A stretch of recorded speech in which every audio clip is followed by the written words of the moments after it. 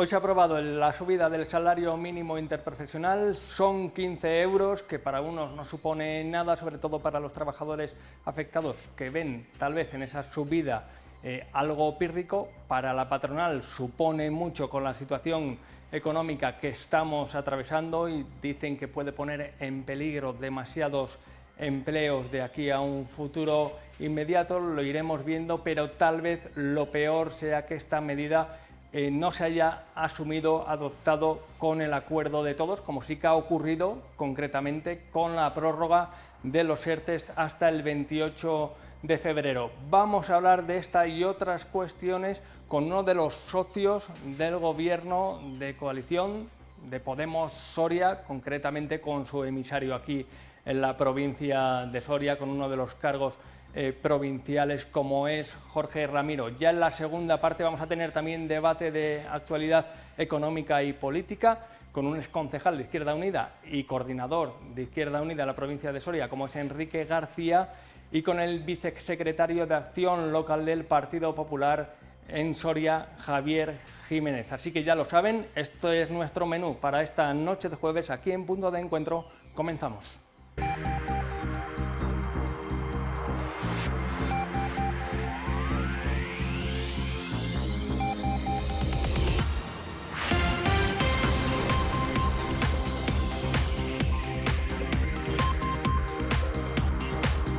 Muy buenas noches, bienvenidos esta noche de martes a Punto de Encuentro. Como les he comentado en la presentación, muchos temas sobre la mesa que se deciden en otras esferas, en otras diferentes instituciones, pero que llegan y de qué manera al ámbito local. La subida del salario mínimo, los precios de la luz, las pensiones, etcétera, etcétera, afectan a nuestra vida diaria y lo vamos a conocer a continuación con una entrevista en primer lugar con Jorge Ramiro de Podemos Soria. Ya lo saben, tienen vías de comunicación con este espacio a través del correo electrónico puntodencuentro@rtvcil.es. Antes de nada, hemos lanzado una pregunta a través de la red social Twitter. Cristina Rivas, esperamos y desvelaremos después, muy buenas noches, los resultados.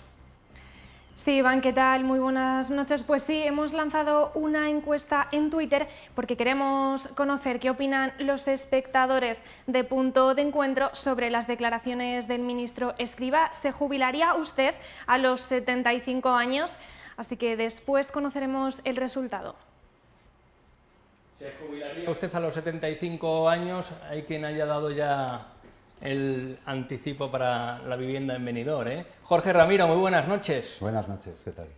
Estaba pensando que vaya sustos que nos da el gobierno de vez en cuando, ¿no? Despertamos a los 75 años cada vez más lejos. Hay esperanza de vida, pero no sé si esperanza para trabajar tanto.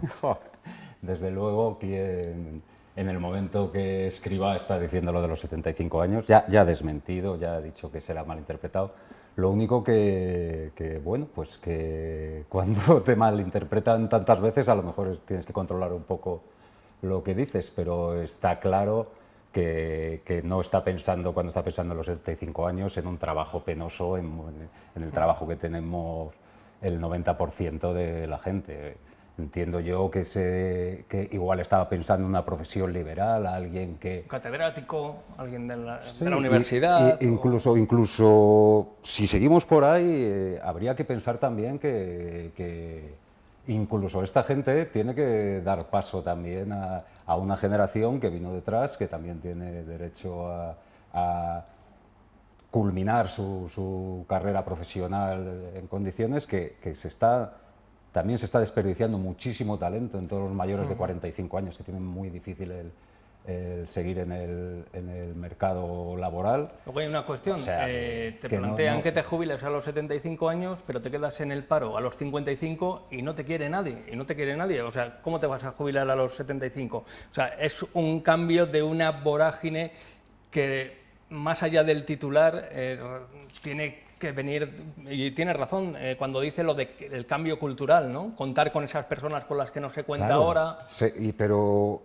claro, contar con esas personas no significa tampoco contar desde el punto de vista laboral. O sea, hay muchas personas y está claro que la edad de vida va mejorando, pero podemos realizarnos como personas no desde el punto de vista laboral, podemos realizarnos como personas en otro tipo de trabajos, una vejez activa, pero desde luego plantear lo de los 75 años... Sí, para el señor que esté en el andamio lo veo complicado.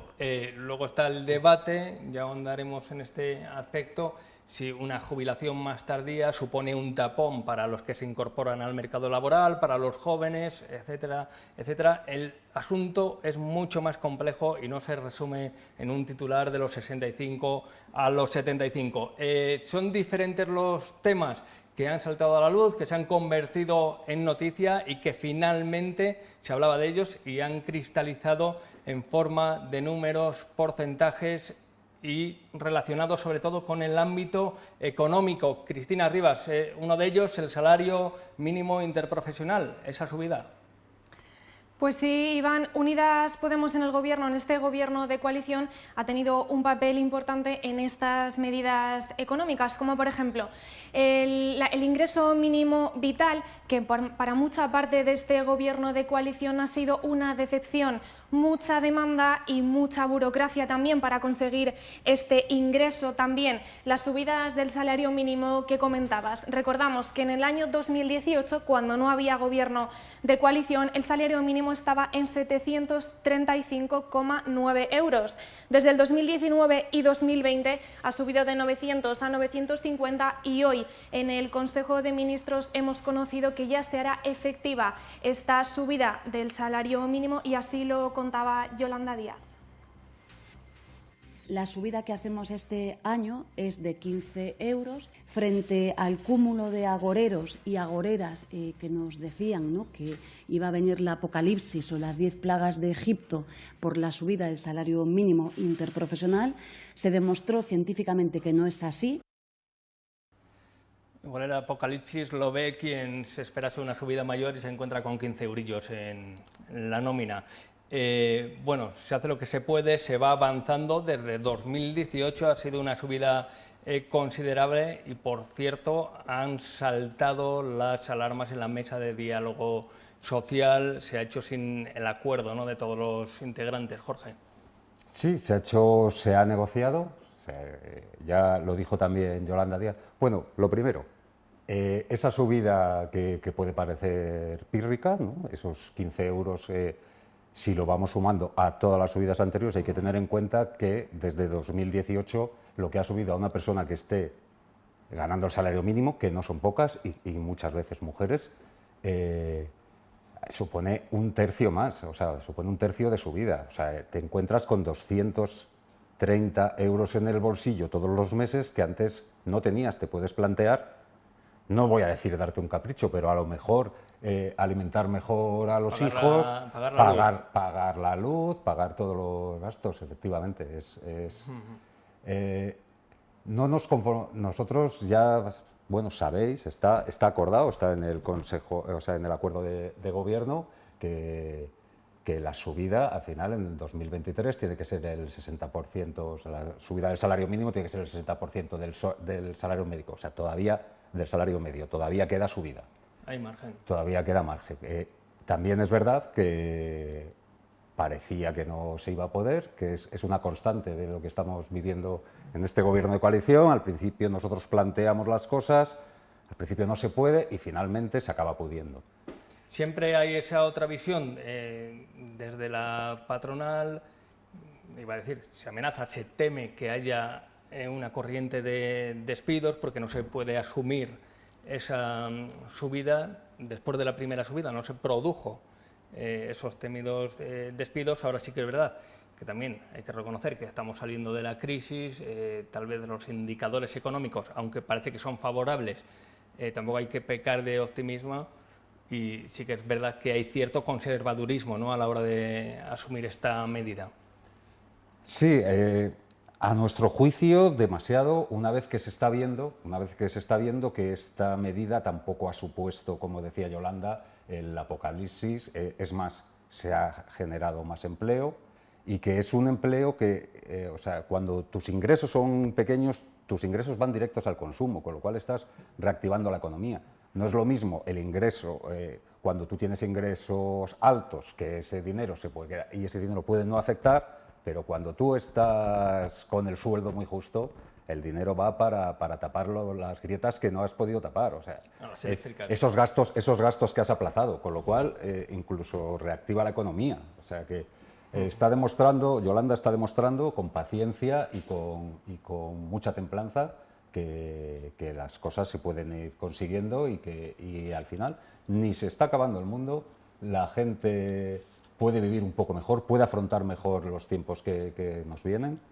O sea, lo que sí que ha sido difícil de aplicar es ingreso mínimo vital, que se ponía sobre la mesa en plena pandemia, en los momentos más duros, cuando se vio esa necesidad de que había que dar cobertura, más allá de los ERTEs, también a las familias, a aquellas personas que lo estaban pasando mal. Estamos hablando de 2,3 millones de españoles que necesitaban esas coberturas, finalmente llegó a poco más de 700.000. Se habla de fracaso del ingreso mínimo vital, entre otras cuestiones, lo anticipaba Cristina Rivas, por ese exceso de burocracia, por esa dificultad, ¿no? Porque hay que ser garantista también, no se puede dar ese ingreso mínimo vital a quien no presenta los papeles en tiempo, forma y reúne todas las condiciones, pero al fin y al cabo se han quedado muy lejos de esos 2,3 millones de españoles. Es una medida que era necesaria, es una medida que se consolida como un derecho básico, pero está claro que hay que mejorarlo mucho. Está claro que no ha funcionado, que ha habido un exceso de burocracia y quizá el temor de esos falsos positivos que finalmente pueden hacer que alguien se aproveche, pues deja fuera a mucha gente. Es insuficiente, desde luego, desde Unidas Podemos. Se crearon unas expectativas, en su momento, además ya ahondamos en esta cuestión aquí en la 8 Soria, algunos sorianos que protestaban por esta cuestión, y ya lo saben, a grandes expectativas, grandes decepciones, y al final la visión de lo que podía ser algo positivo, incluso en términos ya futuro, electorales para el gobierno, se transforma en lo contrario, ¿no? Bueno, todo depende. O sea, todo depende del punto de vista que se escoja. Consolidar un derecho nunca es negativo. O sea, que nadie se quede atrás, como decía el dicho, y que todo el mundo tenga lo mínimo, porque es lo que dice, ingreso mínimo vital, lo mínimo para poder vivir. Otra cosa es que todavía no se haya desarrollado lo suficientemente ese derecho, pero ahora mismo es un derecho y eso antes no existía. Entonces, desde ese punto de vista es un éxito. Está claro que no está funcionando como debiera, está claro que hay demasiadas trabas, que hay que perfeccionarlo. De hecho, bueno, puedo contar aquí una iniciativa que están teniendo unos compañeros de Sevilla, de Podemos Sevilla, que están ayudando a la gente a rellenar todos los papeles del ingreso mínimo vital, pero el objetivo no es solamente esa asistencia a la gente. El objetivo es detectar, aprender y detectar todos los fallos, todas las lagunas que tiene este mecanismo para mejorarlos por ley. Entonces, estamos hablando también de la burocracia, de una administración por momentos atascada ante el aluvión de solicitudes, ¿no? Claro, también un servicio, unos servicios ya muy disminuidos en cuanto a personal y en cuanto a recursos, y luego pues que esto ha sido también, esto si recordamos fue una lucha que quizá por eso lo celebramos con tanto entusiasmo desde Unidas Podemos, porque también fue otra de las luchas del gobierno coalición, de los debates, porque en principio, si recordamos, Escrivá, el ministro al que le compete esta medida, él era partidario de hacerlo más tarde y nosotros decíamos que, dadas las circunstancias, había que hacerlo ya. Estábamos en plena pandemia, la gente lo estaba pasando muy mal y había que hacerlo ya. Bien, al final se llegó ahí se puso en marcha. Es verdad que se ha llenado demasiado de burocracia, es verdad que hay que mejorarlo, pero que ha venido para quedarse.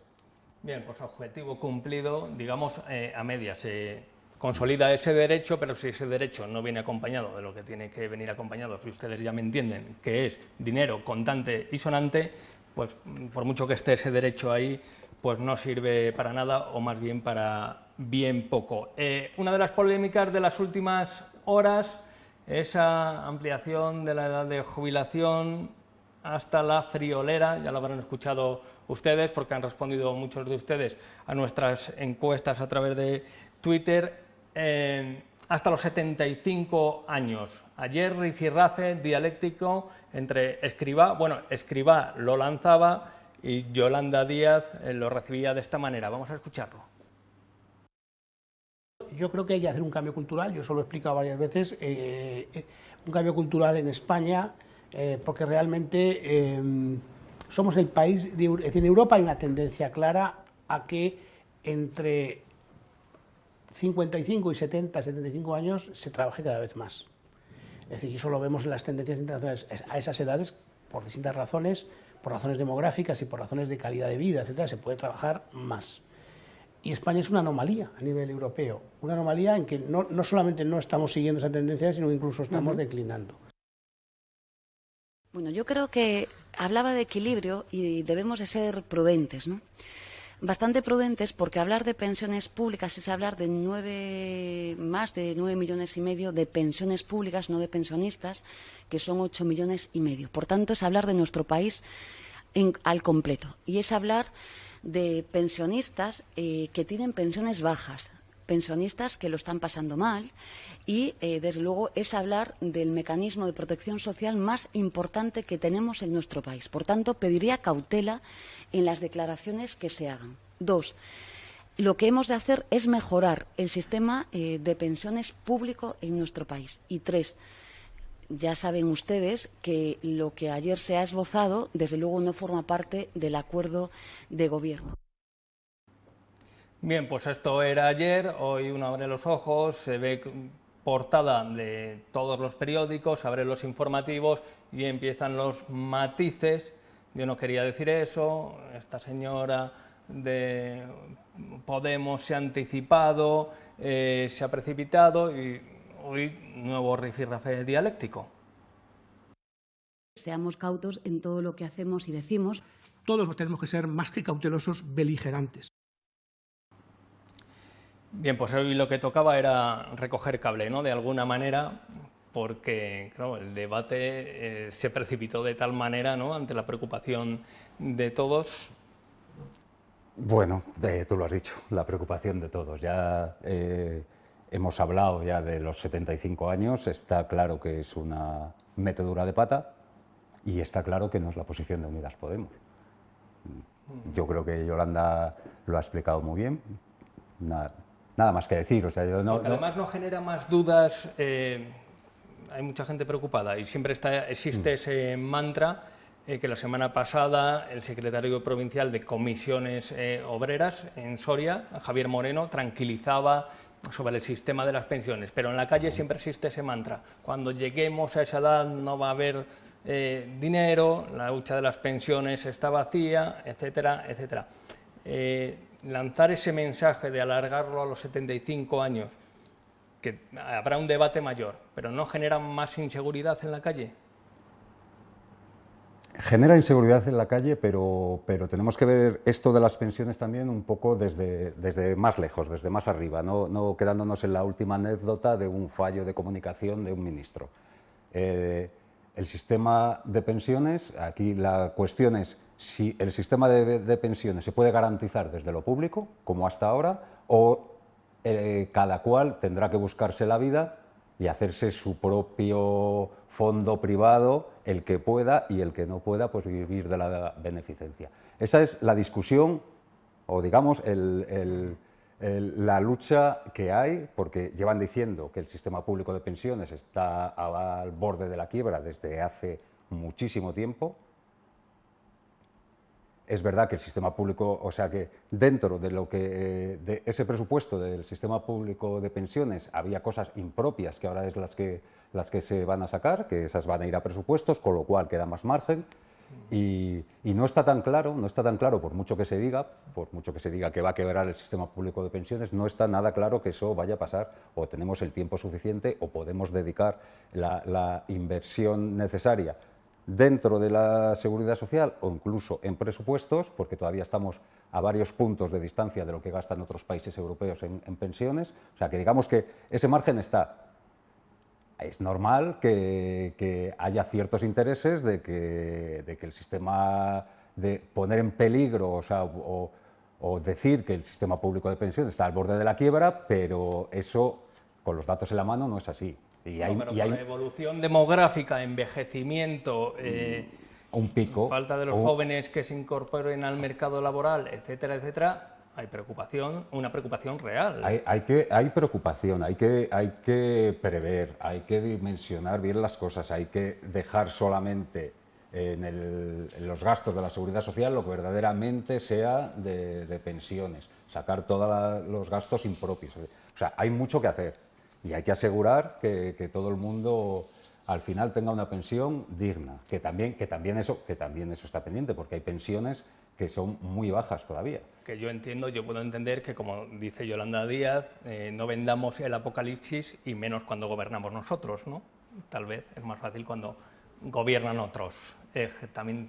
Yo creo que no tiene, esto en este caso yo creo que no tiene que ver. Yo, sinceramente, creo que es Escrivá quien ha explicado ya que se le ha entendido mal, no se estaba refiriendo al grueso de las personas jubilarse a los 75 años.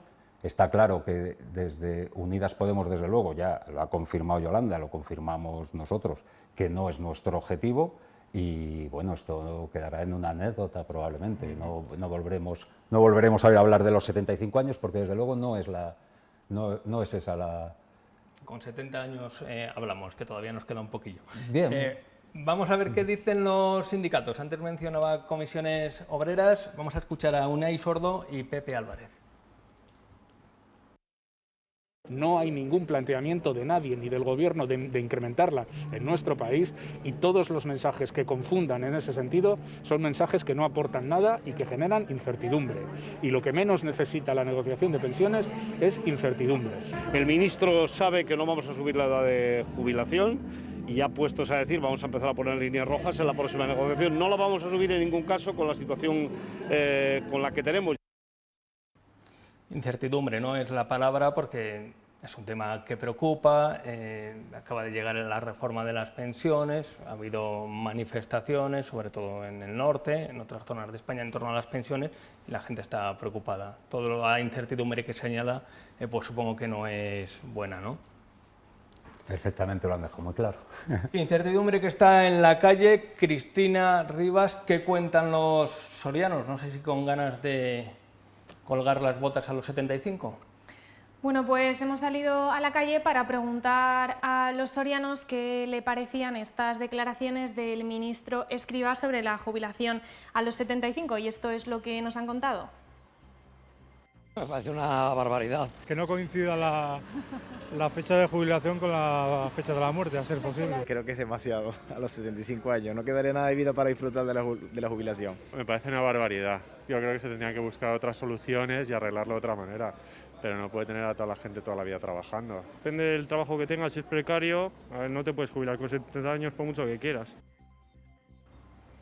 Escalofriante, que no coincida mi jubilación con la fecha de mi fallecimiento. Casi tan escalofriante, y ya lo voy a hilar, con el precio de la luz que mañana vuelve a batir récords históricos. Esto, ¿se acuerdan? Es como Usain Bolt, que en cada carrera batía un récord. Pues con la luz viene a pasar lo mismo. Cristina Rivas, mañana 188, me parece, euro megavatio hora. A partir de las 10 de la noche la cosa se complica porque pasa de 200, va más allá.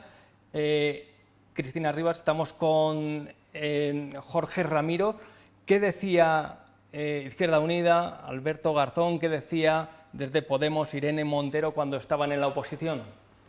Bueno, pues el precio de la luz siempre ha sido uno de los temas que se ha implantado desde el discurso de la oposición, y como podemos ver aquí, este tuit de Alberto Garzón, que es de diciembre del 2017 y hacía referencia al precio de la luz de esta Navidad y decía: ningún gobierno decente debería tolerarlo. Esto, recordamos, antes de ser ministro actual de Consumo, y también Irene Montero hacía estas declaraciones sobre el precio de la luz.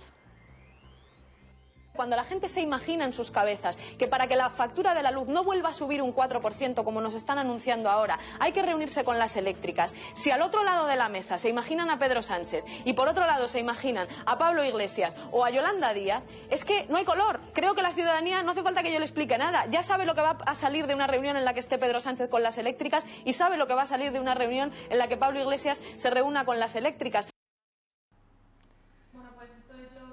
Decía Irene Montero y Alberto Garzón, y yo quería preguntarle a Jorge Ramiro qué es lo que ha sucedido desde la oposición y ahora que están en el gobierno, qué pasa con esta subida de la luz. Adelante. Sí, vamos a ver, para entender la subida de la luz hay que entender con qué reglas estamos jugando, y estas reglas no las ha puesto este gobierno. Este gobierno está intentando, dentro de lo que permite la ley y previendo modificar esa ley o viendo cómo dando pasos ciertos para modificar esa ley, intentar que no se produzcan abusos dentro de un contexto generalizado de subida de la luz. O sea, la luz no está subiendo solamente en España, la luz está subiendo en toda Europa, hay un problema con el gas y es verdad que luego, dependiendo de cómo esté estructurado el mercado eléctrico de cada país, pues tiene unas consecuencias o tiene otras consecuencias. Aquí venimos de un mercado que en su día, yo no sé si era así o es el chascarrillo que quedó, esta ley se hizo por parte de las eléctricas, ¿no? o influyeron muchísimo, y tenemos una cosa que no hay en otros países, que son los beneficios caídos del cielo. Los beneficios caídos del cielo es que, tal y como está regulado el mercado, al final, cuando entra, o sea, estamos pagando el precio de energías que se han producido de forma más barata, como son las hidroeléctricas, las estamos pagando al precio de la energía más cara, al precio del gas, que es el que está marcando el punto. Eso, el gobierno, por fin, porque al principio decían que eso no se podía regular. Nosotros estamos proponiendo, pero esto sí que está fuera del acuerdo de gobierno, esto es lo que propone Unidas Podemos, que es crear una empresa pública de energía y que esa empresa, digamos, que intervenga también en el precio de los mercados o genere competencia para que eso al final acabe beneficiando a los consumidores, que se reduzcan los precios porque genere cierta competencia. Eso es verdad que no está en el acuerdo de gobierno y nosotros lo que sí que somos intransigentes y lo que sí que defendemos es todo lo que está en el acuerdo de gobierno. Entonces, en este caso, eso es verdad que es cosa de la empresa pública, es cosa de Unidas Podemos, pero sí que hay otras cosas que en principio no se podían hacer, porque ha pasado que nosotros estábamos pidiendo también, o estábamos diciendo que lo que teníamos que hacer era también regular el precio de la energía nuclear e hidroeléctrica. Nos decía que eso no se podía hacer, que Europa no nos lo permitía, resulta que Francia regula el precio de las nucleares, etc. Bueno, finalmente hemos conseguido que eso se vaya a hacer, hemos conseguido también que desaparezcan, que vayan a desaparecer los beneficios caídos del cielo, que si tú produces energía, o sea, que la energía se venda al precio que realmente supone. Recortar los con lo cual, beneficios. no es recortar los beneficios, no, es recortar los beneficios espurios, es recortar que estás vendiendo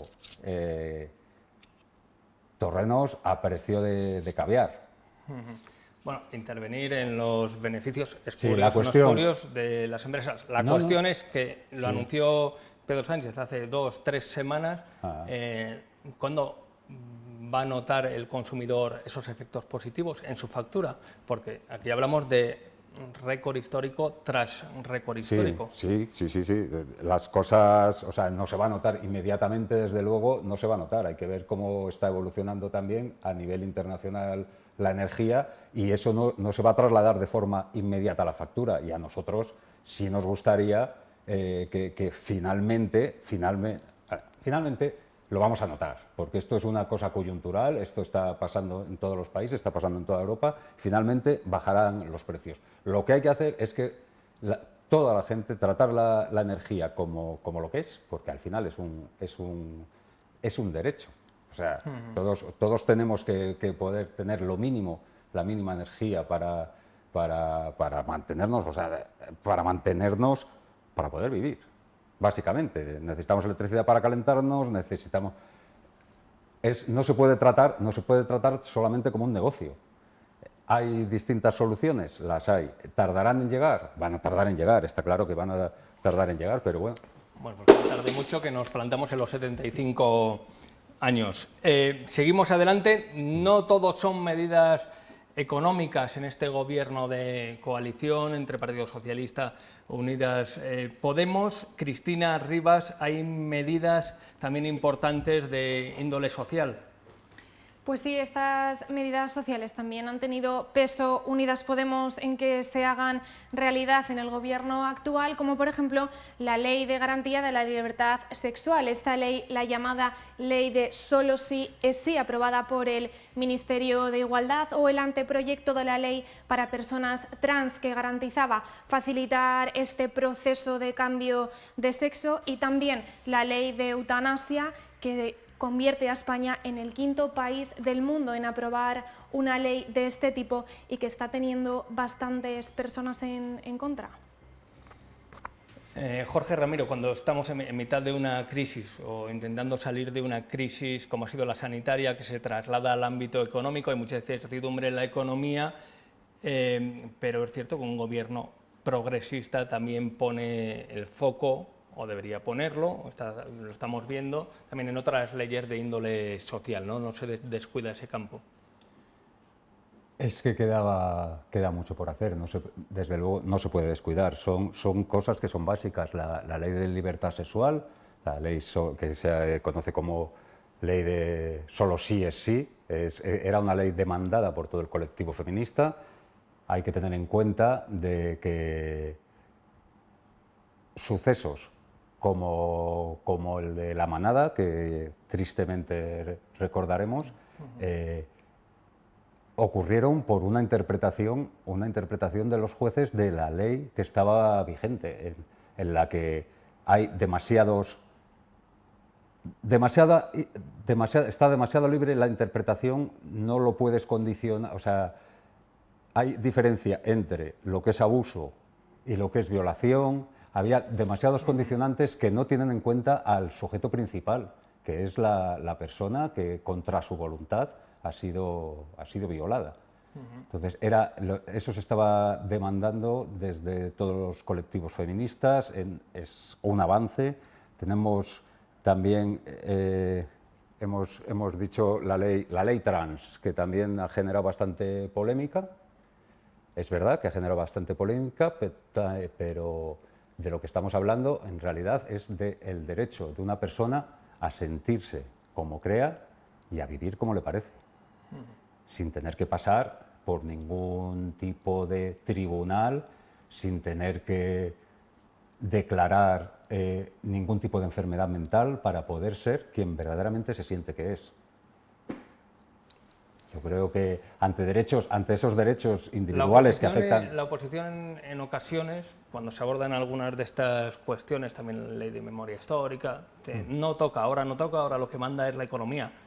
Y yo digo, si son 23 ministros, claro, digo yo que habrá tiempo para todo, que se podrán abordar, o solo trabajan los del ámbito económico, solo trabaja Yolanda Díaz, que digo que el resto también tendrá que trabajar, ¿no? Son 23.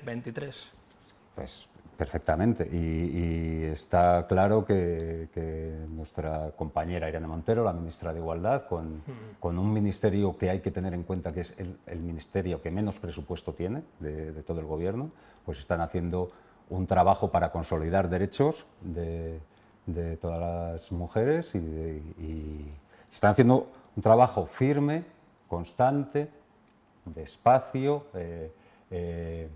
digamos bien asentado, y que está trayendo derechos y reajustando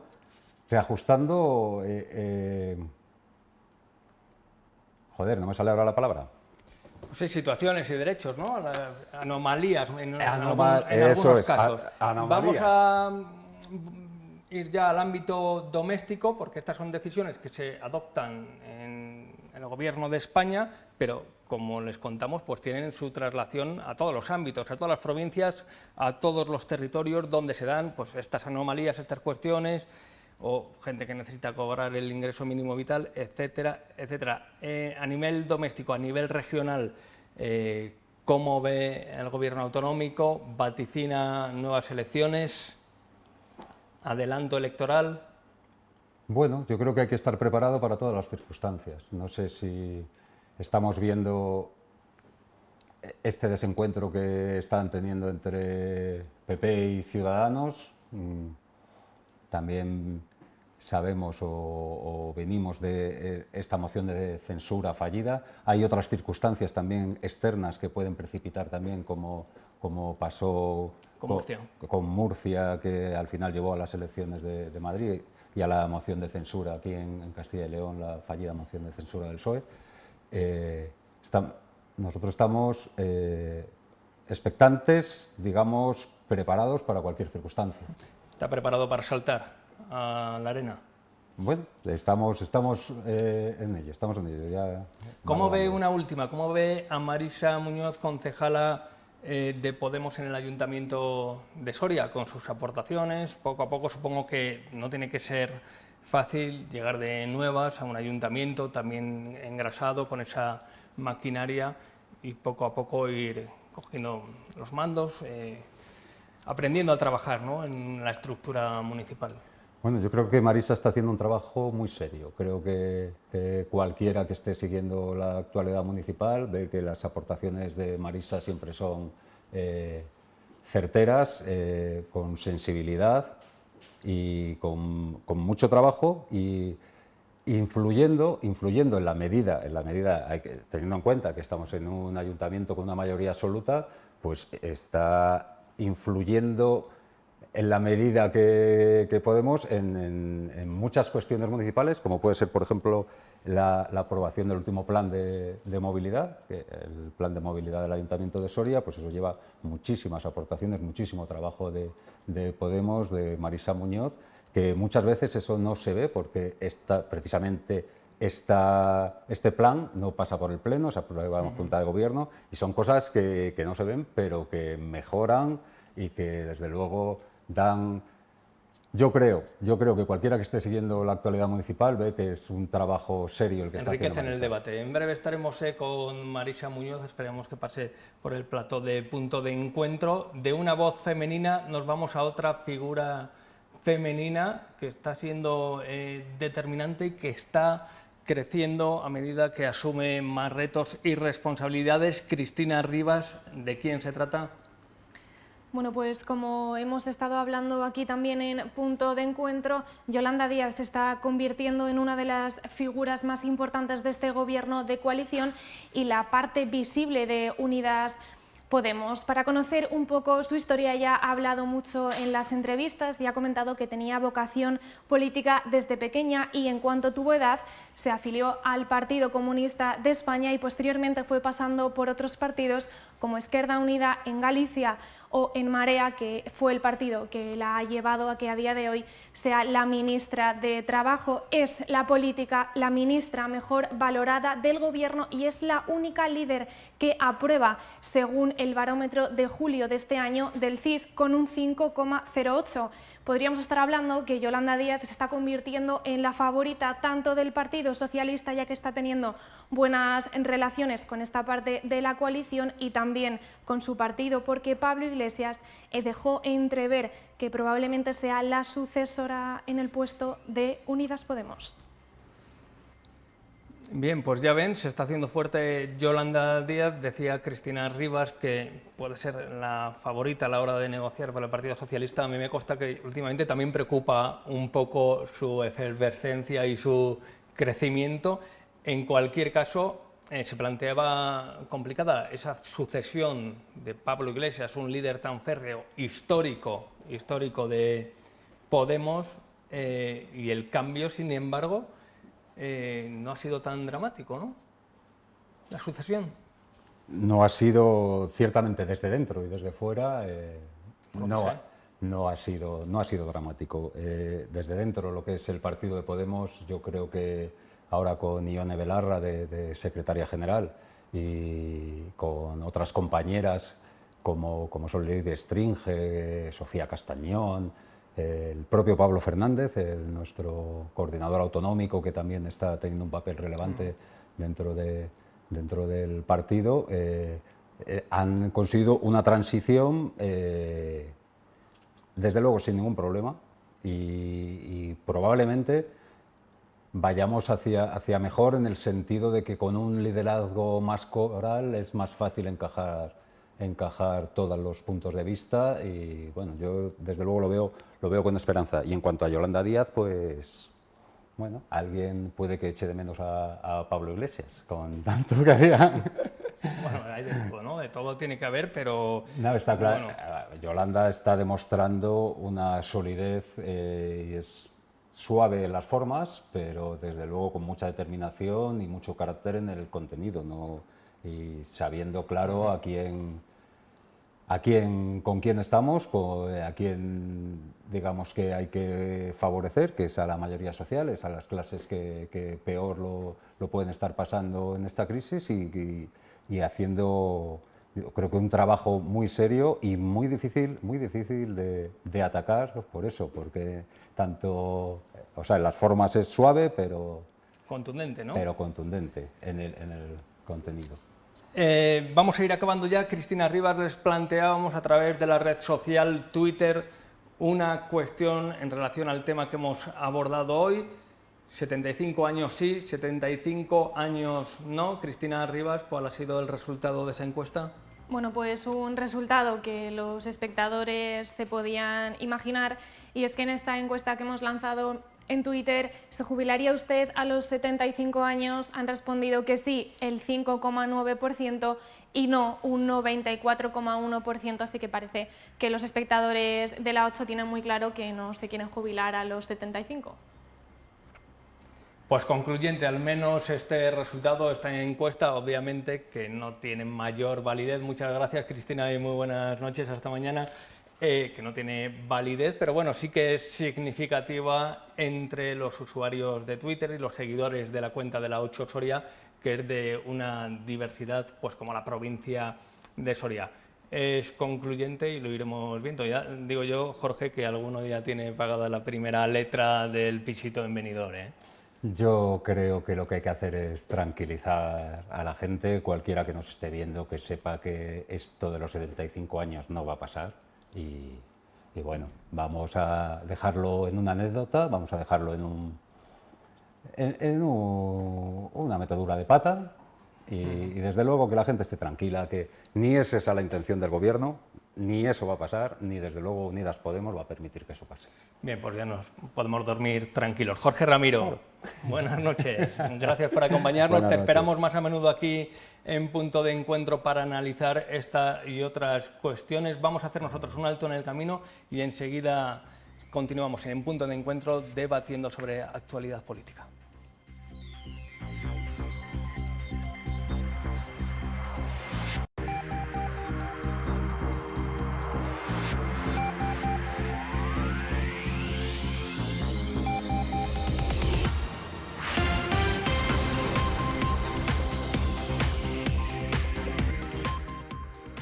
Bien, pues ya estamos de vuelta para debatir sobre algunos asuntos de actualidad, también sobre los que hemos tratado, algunos de ellos con Jorge Ramiro de Podemos, y lo vamos a hacer con Enrique García, conocido por todos ustedes, es concejal de Izquierda Unida en el Ayuntamiento de Soria. ¿Qué tal? Muy buenas noches. Muy buenas noches, y coordinador de Izquierda Unida. Y coordinador en Soria, todavía. que sigue existiendo Izquierda Unida, aunque parezca que no, pero sigue existiendo. Ahí latente, ¿no? Tenemos la sede, tenemos las reuniones, y precisamente la semana que viene tenemos una asamblea provincial, porque el mes que viene tenemos la asamblea regional. O sea que actividad política seguimos haciendo, independientemente de que no estemos en el ayuntamiento de la capital.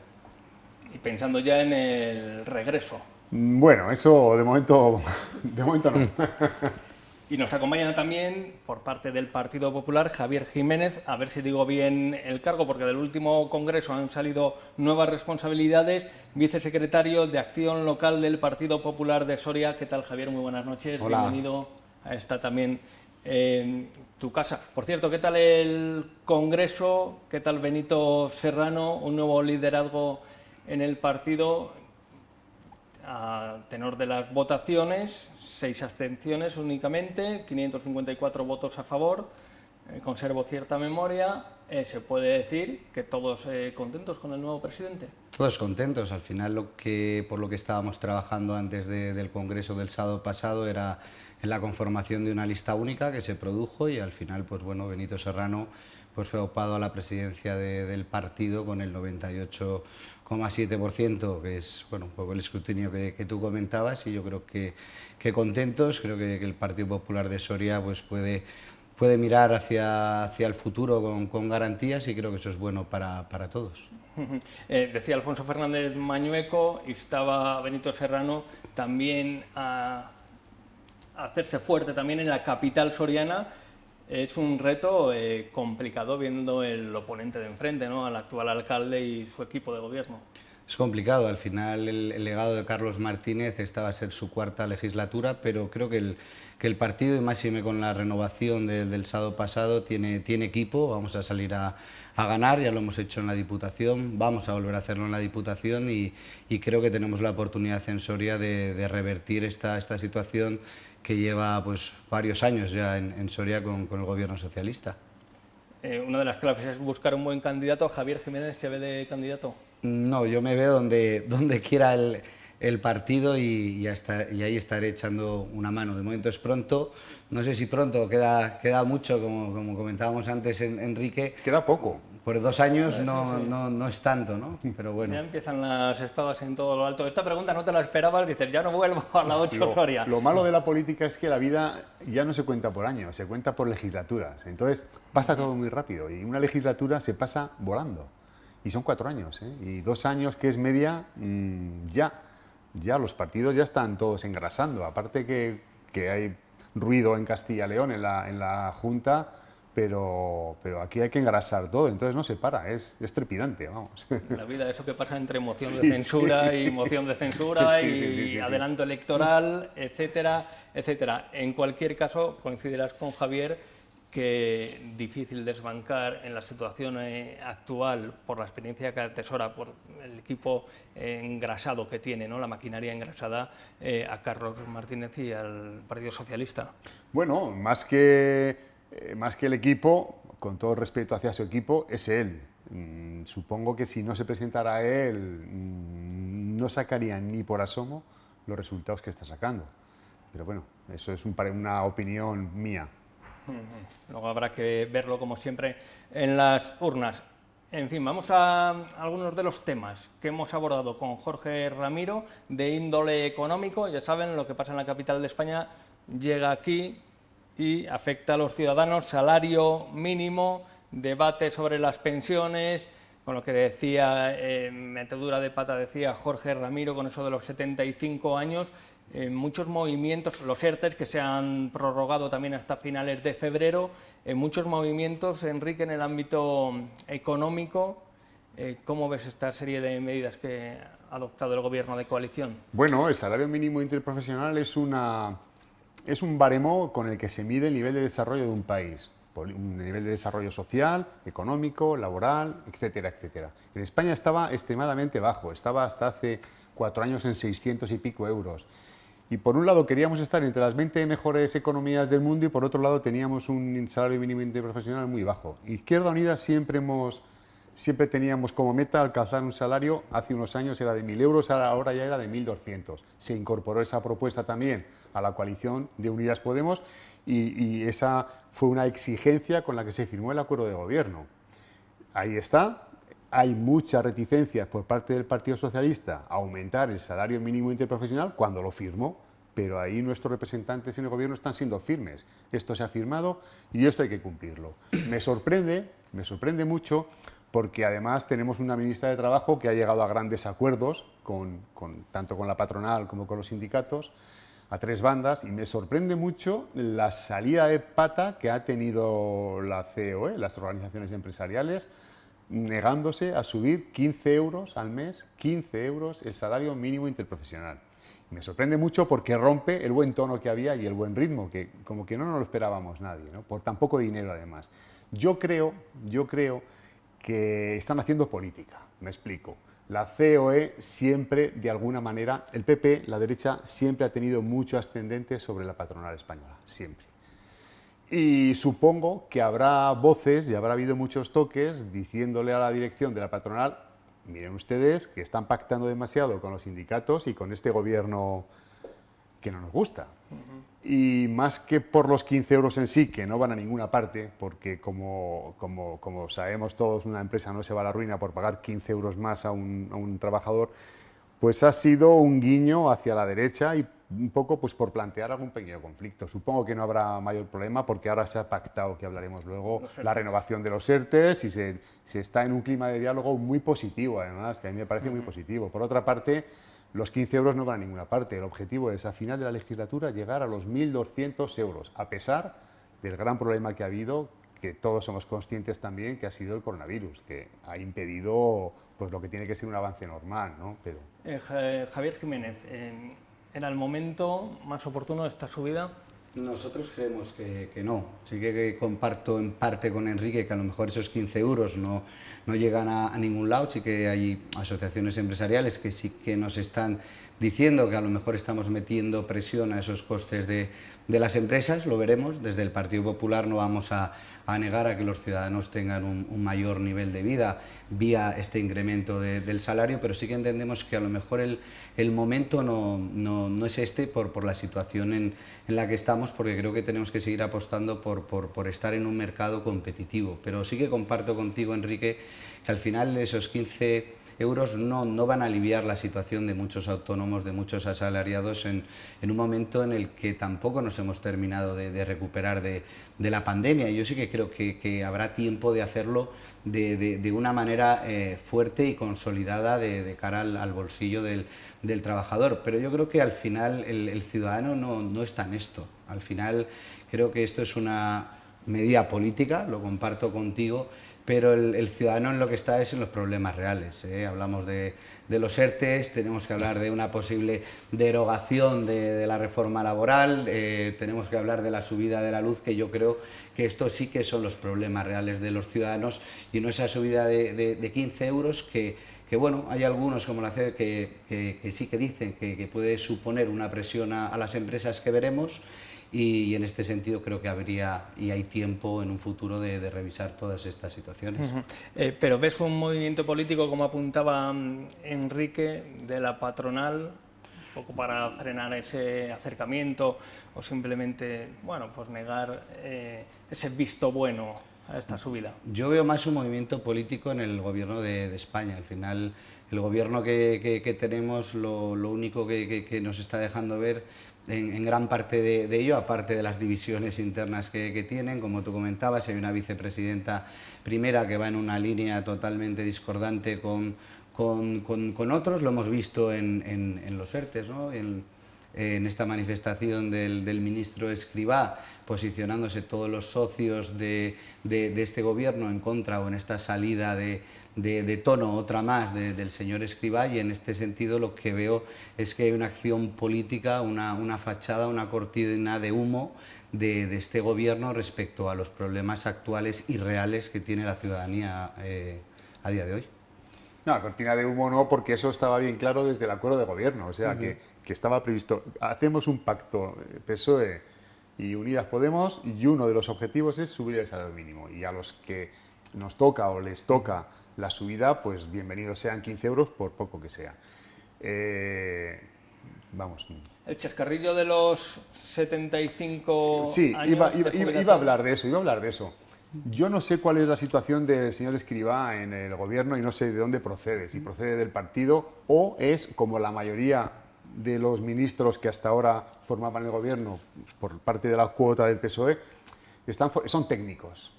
Los de Unidas Podemos son gente política, son gente que va del partido, que está muy formada políticamente y tiene muy claro hacia dónde quiere ir y qué tipo de sociedad quiere conseguir. Los ministros del PSOE, la mayoría son técnicos. Tenemos a Nadia Calviño, que es una técnica, la ministra de Teresa Rivera también, o sea que en general, entonces ellos pues probablemente hablen desde otra perspectiva que tenga más que ver con lo que le dicen los lobbies europeos, con lo que dicen. Pero el tema de las pensiones, yo tengo 54 años Llevo pensando políticamente desde que tenía 20 y desde entonces, desde los años 90 ya, vengo escuchando el mismo mantra. Las pensiones no son sostenibles. De esto desde el año 93-94 que se encargó el famoso informe a un tal Abril Martorell, que no sonará, que dijo que era necesario empezar a pagar algo más por los medicamentos y por la seguridad social y que las pensiones eran insostenibles. Y se ha demostrado que no es así. Las pensiones no solo son sostenibles, sino que ha habido épocas en el tiempo, cuando la famosa hucha de las pensiones que creó el gobierno de Zapatero, en las que los cotizantes eran mucho más que los... O sea, que sobraba dinero. Entonces, todo tiene que ver con cómo se organiza. Con respecto a lo que dice el ministro, mientras Unidas Podemos esté en el gobierno, yo no estoy en ninguna dirección de ningún partido de los que conforman el gobierno, pero puedo casi jugarme el brazo a que no se va a subir la edad de jubilación. No se va a subir de ninguna manera, porque es un compromiso. ¿Qué significa estas declaraciones del ministro? Un chascarrillo, una ocurrencia, un desliz, o él ya lo matizaba, diciendo que como siempre pues, se la ha interpretado mal. Bueno, yo creo que una ocurrencia más, ¿no? Hace tiempo nos dijo a los más jóvenes, a los baby boomers, que nos íbamos a quedar sin pensión y la última salida de tono ha sido la de que nuestros más mayores van a tener que trabajar más tiempo. Es otra más, ¿no? Sus propios socios de gobierno le han tenido que decir que de qué va esto, ¿no? Que no está en el pacto. Que no está en el pacto. No hay más. Sí, pero al final puede haber, Enrique, un pacto de gobierno, pero aquí lo que hay, volviendo un poco a lo que tú decías, ¿no? De que desde un sector al que tú a lo mejor representas dentro del gobierno, ¿no? Hablamos de más políticos y menos técnicos, pero al final hay una realidad. O sea, está la utopía, ¿no? Que a lo mejor es el modelo que tú defiendes, y está el encuadrar las cuentas. Aquí hay una realidad, que es que Europa, a través de los fondos COVID, vamos a tener que realizar una serie de ajustes para que nos den dinero y nos sigan dando dinero y que pueda cuadrar nuestro techo de gastos con los ingresos que se van a presupuestar. Y al final, yo entiendo tu postura, pero la realidad al final de cuadrar las cuentas es la que al final determina la actualización de las pensiones, las subidas de los salarios, y si se puede hacer eso o no por este motivo. Bien, seguimos adelante. Está el Partido Popular de convención en convención hasta la del fin de semana en Valencia. Ayer tocaba Galicia, hoy territorio de Castilla y León. En Valladolid ha estado Alfonso Fernández Mañueco, obviamente, y también Pablo Casado. Vamos a escucharles. Como sabéis, esta es mi tierra y tengo que decir que gracias a las políticas eficaces del Partido Popular durante muchos años, y en especial a las que ha desarrollado Alfonso Fernández Mañueco en estos meses tan complejos de pandemia, podemos seguir siendo una región que es un ejemplo de buenas políticas a nivel nacional, pero también a nivel europeo. ¿Qué Europa queremos para el futuro? ¿Queremos una Europa de grandes ciudades superpobladas, de grandes polígonos industriales, o queremos también economía y población en todo el territorio? Javier Jiménez seguro que sabe más que nosotros, que estamos en esta mesa y la acompañamos. Se plantea un adelanto electoral. Hay quien ha querido ver, tras las palabras, el empujón de Pablo Casado a la gestión de Alfonso Fernández Mañueco, pues ese adelanto electoral. Bueno, yo la última noticia creo que es la que tenemos todos, y es que vimos hace poco el ridículo que hizo el Partido Socialista de Castilla y León presentando una moción completamente absurda al gobierno de Fernández Mañueco, con ese éxito tan rotundo que tuvo, que fue nulo, y en ese sentido el propio Casado y presidente Mañueco alegaron, y bueno, la estabilidad también a través de sus socios de gobierno está asegurada, y en ese sentido lo dijeron. Yo creo que no ha variado mucho, creo que el proyecto del Partido Popular en Castilla y León aún queda, aún está vigente, y creo que un ejemplo de ellos es el plan Soria, ¿no? con esa inversión de 150 millones de euros para los próximos años, y al final creo que esto es lo que queda, y creo que es lo más importante a niveles de Soria. Pero un posible adelanto electoral vendría dado ante el temor de una previsible moción de censura, una segunda moción de censura, y tal vez, yo no sé si tras los últimos desencuentros entre Partido Popular y Ciudadanos esté todo tan atado, por eso tal vez se produzca el adelanto. Yo creo que no, yo no sería tan rotundo en afirmar que la moción del Partido Social... En política no se puede afirmar. Claro, no sería tan rotundo en decir que no sirvió de nada la moción del Partido Socialista, sirvió de mucho. De hecho, si estamos en esta situación es por la moción del Partido Socialista, porque perdió la mayoría absoluta. Hubo un movimiento, yo no sé, porque claro, no conoces los interines de la cuestión, pero yo no sería tan rotundo, quiero decir. Además, lo raro de las mociones de censura es que triunfen, como la de Pedro Sánchez. Lo normal es que solo sirvan pues, para marcar posiciones, para hacer este tipo de movimientos. Si se adelanta, hombre, ojo, el Partido Socialista en Castilla y León, yo no sé si va fuerte, pero hay una dinámica en la política que es la alternancia al final. Ha pasado hasta en Andalucía, pasará en Galicia, ya pasó, ha pasado en Cataluña, o sea que... Y en Castilla y León va a tener que llegar un momento también en que el Partido Popular no gobierne. Esperemos y ojo, que en Soria se dé también esa sí, vamos, eso es impepinable, se va a dar. Será esta legislatura, será la siguiente, porque es la lógica de la vida, y es la lógica de la política, es la lógica de todo.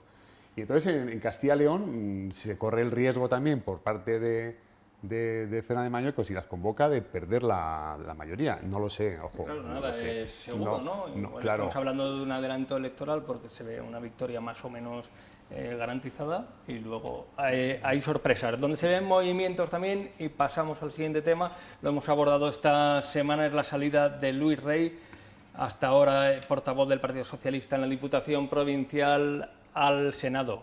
Bromeábamos ayer con Susana Díaz, va a acompañar a Susana Díaz al Senado. Pilar Delgado, por motivos personales, se aparta, deja el Senado, hay una olvegueña que va a sustituir a Luis Rey, etcétera, etcétera. ¿Cómo interpretáis este movimiento de Luis Rey? Me vais a decir que estaba cansado ya y harto de la Diputación. Yo te voy a decir que estaba cansado, pero yo creo que lo que estaba cansado era de estar en la posición de la Diputación, ¿no? Al final hemos visto en estos 2 años intentos, movimientos en los que al final lo que él quería era desbancar a la actual presidencia para ocupar ese cargo que ya ocupó, y en ese sentido creo que el Partido Socialista queda tocado, porque al final perder en este sentido a Luis Rey y a Esther Pérez en este sentido, que al final son los dos máximos responsables que han estado llevando la política socialista en la Diputación, creo que es algo como para que se lo hagan pensar. Al final Luis Rey buscó acomodo en el ayuntamiento, sí que lo consiguió de manera parcial. Creo que eso, pues a la vista de los acontecimientos, no le fue suficiente, y bueno, pues ha buscado este retiro en el Senado, que bueno, pues creo que, como digo, preocupante para el Partido Socialista, porque ahora va a tener que buscar un nuevo proyecto para la provincia de Soria. Hablar de retiro como si fuera el Senado ciudad de vacaciones, ¿no? Bueno, hablar como de retiro, pues, ¿no? No sé cómo... Es que iba a comentar un poco eso. Yo no sé si está cansado o no de la política soriana. Es verdad que en la Diputación, ya al no gobernar, pues pierdes relevancia. Y es verdad también que en el Ayuntamiento pues no había terminado, porque claro, estaba Javier Muñoz haciendo lo que él había hecho antes, y bueno, pues estaba un poco en terreno de nadie. Y si estaba cansado, hombre, pues irse al Senado, donde no va a hacer absolutamente nada, porque el Senado es una cámara absolutamente inútil, pues bueno, te compensan bien económicamente, eso sí que es verdad. Pero bueno, que le vaya bien y... Uno me habla de retiro, otro de cámara totalmente inútil. Bueno, yo me refería al retiro de la política de la Diputación. Veremos, además va a tener una oportunidad de una cosa, ¿no? Que es que al final él lo estaba reclamando en su cargo en su posición provincial como político, reclamando proyectos al Estado de la Nación, al Gobierno a nivel nacional. Ahora va a tener la oportunidad, y ojalá sea así, de traerlos a Soria, ¿no? O sea, de poder traer lo que él ha estado reclamando tanto tiempo. Bien, pues hablando de esos proyectos que pueden venir a Soria, y ya entramos en la recta final del debate de esta noche de martes, vamos a escuchar unas palabras que pronunciaba Pedro Sánchez en la jornada de ayer lunes. La política del reto demográfico es una política de Estado, que afecta lógicamente a la financiación autonómica, pero también, como ha dicho el presidente de Cantabria, a la desconcentración de muchas de esas instituciones públicas que históricamente han estado en Madrid y por qué no pueden estar en otras partes de España. Bien, pues habla Pedro Sánchez de descentralizar algunas instituciones públicas que están en la capital de España, o en la Comunidad de Madrid, y traerlas a otras provincias. Por ejemplo, el centro de procesamiento de datos, porque ya hay terrenos aquí en Los Royales para que se traslade de la capital de España aquí. Por cierto, que ya ha abierto los ojos Ayuso, que me parece que se encuentra en Nueva York, diciendo ya está Sánchez en un nuevo ataque hacia el gobierno de Madrid y hacia la capital de España. ¿Sería buena idea descentralizar instituciones para luchar contra la despoblación, que es lo que propone el presidente Sánchez? Hombre, descentralizar, que me expliquen cómo lo hacen, porque hay muchas cosas que no se pueden traer. Los ministerios tienen que estar en Madrid, tienen que estar en la capital, entiendo yo. Traer algún centro, bienvenido sea. Que eso sea la solución contra la despoblación, no. Todo es bueno, todo suma, pero yo pienso que el tema de la despoblación es bastante más complejo y hace falta un auténtico cambio de manera de pensar colectivo de todo el país, de practicar otra política, de volver a poner en marcha los trenes que nos han dejado abandonados, quitando 4 corredores, de hacer, digamos, una economía industrial y una política industrial planificada. No estoy hablando de un régimen socialista ni nada, pero planificar, decir, mira, pues aquí no se pueden poner más de 20 fábricas por cada 100 hectáreas y repartirlo de alguna manera, de tal manera que vengan empresas aquí, a Teruel, a Zamora, porque Soria es el paradigma de la despoblación, pero lo que pasa en Soria pasa en decenas de sitios, que vas por el Bierzo, vas por Alcañiz, y todos te dicen lo mismo. Lo que pasa es que aquí en Soria es eso, el punto cero que le llamamos, es verdad. Y además, como vivimos aquí, lo vemos en No, pero es que lo somos. Lo somos. Lo de Soria es impresionante. ¿Lo veis desde el Partido Popular como un ataque a Isabel Díaz Ayuso, estas palabras de Pedro Sánchez? Bueno, yo no lo veo como un ataque a Ayuso, pero lo veo más como un movimiento político, ¿no? Que es lo que hablábamos antes, de que este gobierno, a nuestro modo de ver, es más fachada y se centra todo en la política y el marketing. Y en este sentido yo creo que lo que es un guiño real a sus socios independentistas, que más que otra cosa, que como una medida la despoblación no se va a acabar y las medidas que necesita Soria para acabar con la despoblación, ni mucho menos la descentralización, que por otro lado tendríamos que preguntarnos si España es un país centralizado o descentralizado. Yo creo que ahí está más el debate. Al final y al cabo yo creo que el presidente Sánchez lo que ha hecho ha sido una amalgama o una mezcla de contenido político que no tiene nada que ver con la realidad, porque lo que necesita Soria es un plan, por ejemplo, como el plan Soria, que inyecte inversión en nuestra ciudad y en nuestra provincia para acabar con este lastre que es la despoblación y la falta de proyectos. Sí, pero eso ya lo tuvimos, el PAES también. O sea, que al final los planes luego se cumplen como se cumplen y consiguen los efectos que consiguen. Y si me permites, todo es política. Es que lo ha dicho varias veces, que todo es política. Traerlo es política y no traerlo también es política. O sea, que al final todo lo que hacemos en la vida es política. No sé si me explico, que de una manera, por acción o por omisión, sobre todo nosotros que estamos en política, tenemos que reivindicar la política, hombre. Sí, no, yo reivindico la política, Enrique. Lo que estábamos debatiendo era el tema de los técnicos versus los políticos, y al final todo tiene que tener ese encaje, porque al final las cuentas tienen que cuadrar. Pues algo en titular: Madrid ve una agresión innecesaria a sacar sedes de instituciones de la capital de España. Una mala concesión al independentismo, entrecomillado, como apuntaba Javier. Y me dicen que tenemos 2 minutos para una última cuestión. Quería conocer vuestra opinión sobre Soria Ya y ese anuncio de la España vaciada, esa decisión de concurrir a los próximos comicios. No sabemos cómo, todavía, no sabemos la letra pequeña. Rápidamente, nos queda poco tiempo. Pues bienvenidos a la refriega pero que se aprieten los machos. ¿Por qué? Porque estar en política precisamente es ir más allá de pedir una carretera o un tren. Es que luego en el Congreso se vota la ley de eutanasia, se vota la ley de memoria histórica, se votan los presupuestos, se vota la reforma laboral, se votan muchas cosas. Y Europa y España, pues para bien o para mal, la democracia se ha configurado con los partidos, porque los partidos tienen una visión que me puede gustar o no la que tienen ellos, pero es una visión de la sociedad. Y eso lo llevas a la política y trabajas. Y me temo que Soria ya no tiene ese trabajo hecho. Ojo, yo no estoy diciendo nada, ¿eh? Simplemente digo que bienvenidos al tablero y que aquí estamos. Es una opinión, que para eso estamos, para Claro, eso estáis. La del Partido Popular, en este caso, coincide mucho con la de Enrique, pero por supuesto damos la bienvenida a Soria Ya. Es una noticia que se venía fraguando hace tiempo. Creo que es positivo dar voz a nuevas sensibilidades que antes a lo mejor no se tenían en cuenta, y al final creo que es bueno para la democracia, porque los ciudadanos van a tener más opciones donde poder elegir, pero sí que hago ese apunte, que es el mismo que tú, que al final yo creo que la política no solo consiste en reclamar infraestructuras, sino pues también tener un modelo para la sociedad, y creo que en ese sentido ellos nos lo tendrán que explicar, y ojalá sea positivo para todos.